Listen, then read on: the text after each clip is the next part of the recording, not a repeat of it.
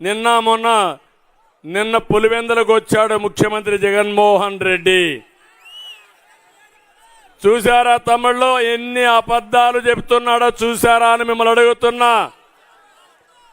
నేను ఇక్కడ వాళ్ళందరూ అడుగుతున్నా, బాబాయిని చంపింది ఎవరో అని మిమ్మల్ని అడుగుతున్నా. ఇక్కడ వాళ్ళకి అందరికి అర్థమైందా అని అడుగుతున్నా. బాబాయిని గొడ్డలు వేటేసి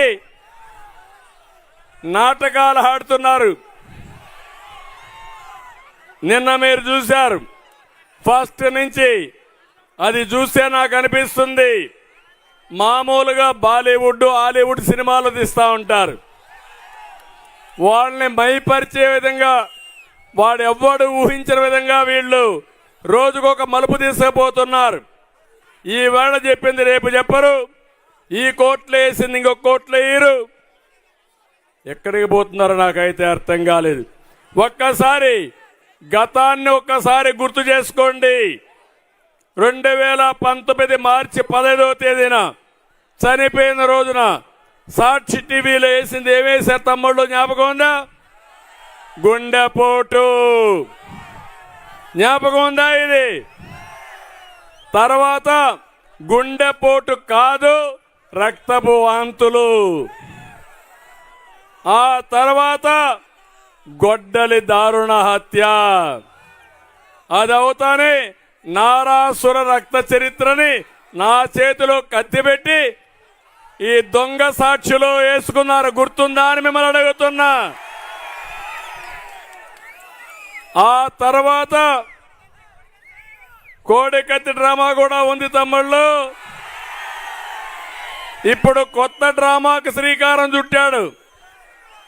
బెంగళూరులో ఆస్తికి సంబంధించి సెటిల్మెంట్ వివాదమే హత్య కారణం అన్నారు. గుర్తుందా అని మిమ్మల్ని అడుగుతున్నా.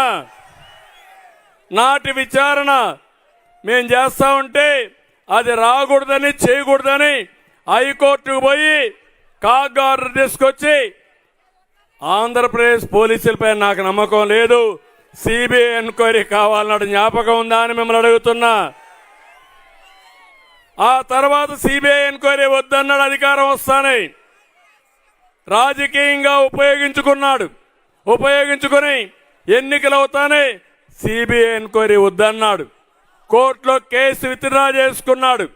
ఆయన కూతురు అడిగింది, జగనన్న నిన్ను నమ్మి మోసపోయా, మా తండ్రిని ఎవరు చంపారో బయట దేవుడు నా బాధ్యత, నేను బతికినా పర్వాలేదు చనిపోయినా పర్వాలేదు, కన్న తండ్రి రుణం తీర్చుకోవాలి, ఆయన మనసు శాంతి రావాలి, శాంతి కలగాలి అని పోరాటం మొదలుపెట్టింది కన్న చెల్లెలు.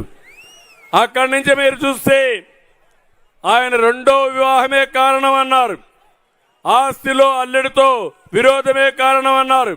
కడాన సొంత కూతురే తండ్రిని హత్య చేసిందని, ఆ కూతురు కూడా ఇక్కడ లేదు, హైదరాబాద్లో ఉంది, కూతురే హత్య చేసిందని మాట్లాడే పరిస్థితికి వచ్చారు. ఆ తర్వాత చూస్తే సునీల్ యాదవ్ తల్లిని వివేకానంద లైంగికంగా వేధించాడు కాబట్టి చంపేశారన్నారు. అంటే ఇన్ని ట్విస్టులు పెట్టి నిన్న మాట్లాడుతున్నాడు ఈ ముఖ్యమంత్రి. ఏం తమ్ముళ్ళు, కలియుగం అంట.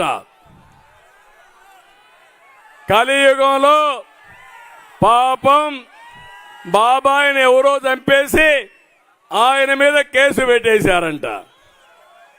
ఏంటి, మీరేమన్నా చంపారా? సింగనమల్లో ఎవరన్నా పోయి చంపే వచ్చారా అని మిమ్మల్ని అడుగుతున్నా.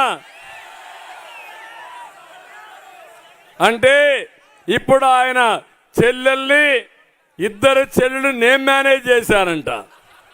ఇప్పుడు ఆపరేషన్ లేకుండానే మోకాళ్లకు ప్లాస్మా ట్రీట్మెంట్. మీ ఆర్థోపెటిక్ సమస్యలన్నిటికీ రోబోటిక్ టెక్నాలజీ ద్వారా తక్కువ ఖర్చుతో శాశ్వత పరిష్కారం. ఫ్రీ కన్సల్టేషన్, ప్రతి ట్రీట్మెంట్ పై 20% డిస్కౌంట్. ఈ ఆఫర్ కొద్ది రోజులు మాత్రమే. త్వరపడండి. V9 hospitals 9281465842.